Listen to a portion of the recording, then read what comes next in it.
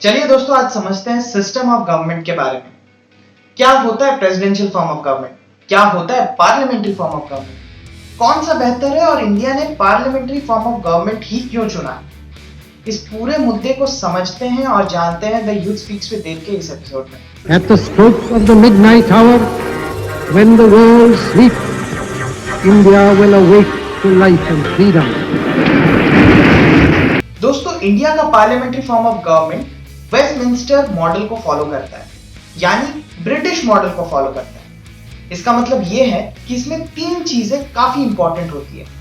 पहला, बाइकैमरलिज्म, यानी दो हाउसेस होंगे। जैसे ब्रिटिश में upper house, lower house. Upper house को बोला जाता है हाउस ऑफ लॉर्ड्स और लोअर हाउस को बोला जाता है हाउस ऑफ कॉमन्स। वैसे ही इंडिया में अपर हाउस को बोला जाता है राज्यसभा, लोअर हाउस को बोला जाता है लोकसभा। दूसरा, executive is always answerable to legislature. Union of ministers is collectively answerable to legislature. किसी भी एग्जीक्यूटिव को अपने हर एक एक्शन को आंसरेबिलिटी होनी चाहिए लेजिस्लेटर के सामने।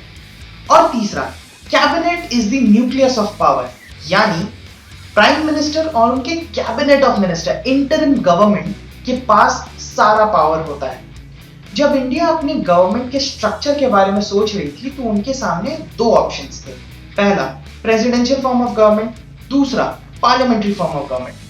प्रेसिडेंशियल फॉर्म ऑफ गवर्नमेंट यानी जहां executive is the head of the government and executive answerable नहीं रहता लेजिस्लेचर के सामने। ये इंडिया को ठीक नहीं लगा। रीजन दो थे। पहला रीजन, इंडिया तब एक अनस्टेबल यूनियन ऑफ स्टेट्स था और किसी को भी सिर्फ एक आदमी के ऊपर पूरा भरोसा करना पसंद नहीं आया। उनको चाहिए था wide representation in the government. दूसरा, ब्रिटिशर्स ने हमारे ऊपर 200 साल रूल किया।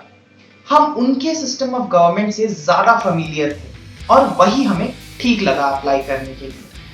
लेकिन अब क्या हो रहा है, हम ग्रेजुअली कन्वर्ट हो रहे हैं पार्लियामेंट्री सिस्टम ऑफ गवर्नमेंट से prime ministerial form of government में। हालांकि prime ministerial form of government ऐसा कोई टर्म नहीं है, ये सार्कास्टिकली बोला जाता है क्योंकि अब पूरी parliamentary form of government encircle करती है प्राइम मिनिस्टीरियल ऑफिस के ऊपर। यानी prime ministerial office is the centre of power in parliamentary form of government. अब कुछ इंपॉर्टेंट फीचर समझ लेते हैं पार्लियामेंट्री फॉर्म ऑफ गवर्नमेंट के ऊपर। पहला, रियल एग्जीक्यूटिव और नॉमिनल एग्जीक्यूटिव दो अलग अलग टर्म्स हैं। रियल एग्जीक्यूटिव यानी प्राइम मिनिस्टर के पास एक्चुअली में सारे पावर्स होंगे, लेकिन प्राइम मिनिस्टर सिर्फ हेड ऑफ द गवर्नमेंट है। कॉन्स्टिट्यूशन के हिसाब से head of the state president बनेंगे। इसका यह मतलब है कि जो भी काम होगा in the name of president होगा, यानी कोई भी बिल लॉ में कन्वर्ट होने से पहले उसमें प्रेसिडेंट का साइन होना जरूरी है। इसीलिए president is the nominal head of parliamentary form of government. दूसरा, कलेक्टिव रेस्पॉन्सिबिलिटी। इसका यह मतलब है कि यूनियन काउंसिल ऑफ मिनिस्टर्स एक कलेक्टिव यूनिट की तरह काम करेंगे। आर्टिकल 75A कॉन्स्टिट्यूशन का यह बोलता है कि union council of ministers shall be collectively responsible to Lok Sabha. इसका यह मतलब है कि जब ये लोग पावर में रहेंगे, सारे के सारे पावर में रहेंगे। लेकिन अगर किसी भी वजह से किसी एक पर्सन को नॉन कॉन्फिडेंस मोशन या नो कॉन्फिडेंस मोशन का सामना करना पड़ा तो ये सारे यूनियन काउंसिल ऑफ मिनिस्टर्स एक साथ रिजाइन करेंगे, यानी यूसीओएम एक साथ सिंक करेगी। तीसरा, मेजॉरिटी रूल, यानी इलेक्शन कॉन्टेस्टिंग पार्टियों में से जो भी पार्टी लोकसभा में 273 प्लस सीट्स ले आएंगी वो मेजॉरिटी पार्टी रहेगी, वो रूलिंग पार्टी रहेगी और रूलिंग पार्टी के पास सारे पावर्स रहेंगे। चौथा, dissolution of lower house. Upper house या राज्यसभा दोस्तों कभी डिसॉल्व नहीं होती है, लेकिन लोअर हाउस या लोकसभा को हर 5 साल में डिसॉल्व किया जाता है, एक्सेप्ट इन 2 केसेस। पहला केस ये होता है कि जब गवर्नमेंट फेल हो जाती है तो लोकसभा को पहले ही डिसॉल्व किया जाता है, टर्म खत्म होने से पहले।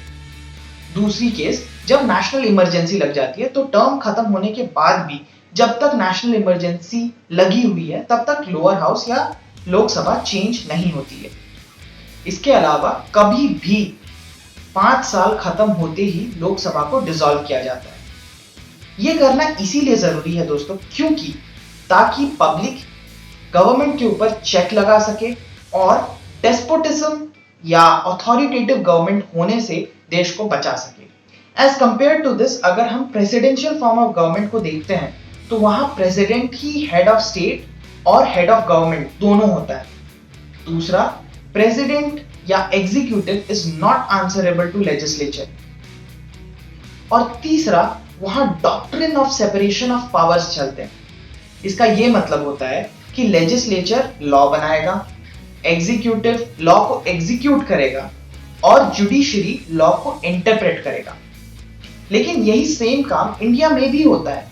फर्क सिर्फ इतना है कि यूएस या प्रेसिडेंशियल फॉर्म ऑफ गवर्नमेंट में ओनली लग जाता है, यानी लेजिस्लेचर सिर्फ लॉ बनाएगा, एग्जीक्यूटिव सिर्फ लॉ को एग्जीक्यूट करेगा और जुडिशरी सिर्फ लॉ को इंटरप्रेट करेगा।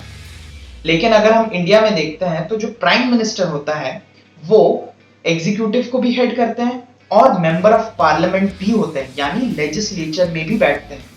तो इंडिया में भी सेपरेशन ऑफ पावर्स तो हैं, लेकिन ये बहुत ज्यादा डाइल्यूटेड है, बहुत ज्यादा फेडेड है। अब अगर हम बात करते हैं कि इंडिया ने क्यों पार्लियामेंट्री फॉर्म ऑफ गवर्नमेंट को चुना, तो पहला है फेमिलियरिटी, यानी इंडिया पहले से ब्रिटिश फॉर्म ऑफ गवर्नमेंट से फेमिलियर थी। दूसरा, आंसरेबिलिटी, यानी यहां एग्जीक्यूटिव को या गवर्नमेंट को लेजिस्लेचर को आंसर करना पड़ेगा। तीसरा, वाइड रिप्रेजेंटेशन, यानी सिर्फ एक पर्सन के ऊपर या एक आदमी के ऊपर पूरी पावर्स नहीं टिकी हुई है। चौथा, रेडी ऑल्टरनेटिव गवर्नमेंट, यानी मान लीजिए कभी गवर्नमेंट फेल हो जाती है या कभी गवर्नमेंट कोलैप्स हो जाती है, उस समय ऑपोजिशन ट्राई कर सकती है एक नई गवर्नमेंट फॉर्म करने के लिए। यूएस में अगर कभी भी गवर्नमेंट कोलैप्स हो जाती है या प्रेसिडेंट इंपीच हो जाता है तो री इलेक्शन करवाने पड़ते हैं। लेकिन अब पार्लियामेंट्री फॉर्म ऑफ गवर्नमेंट के कुछ डिसएडवांटेजेस भी होंगे, कुछ क्रिटिसिज्म्स भी होंगे। पहला क्रिटिसिज्म ये है कि ये बहुत स्लो प्रोसेस है। पहले कोई भी बिल मोशन में आएगा, फिर उसके ऊपर डिबेट होगा, फिर डिस्कशंस होंगे, फिर उसको वोटिंग में लाया जाएगा एंड देन उसको पास किया जाएगा अगले हाउस में। तो ये बहुत ज्यादा स्लो प्रोसेस हो जाता है। लेकिन इसके फायदे ये हैं कि ये एक थरो प्रोसेस होता है, यानी एक डिस्कस्ड बिल बनता है या एक डिस्कस्ड लॉ बनता है। इंडिया में वी रादर देन आई का कॉन्सेप्ट हमेशा चलते आ रहा है।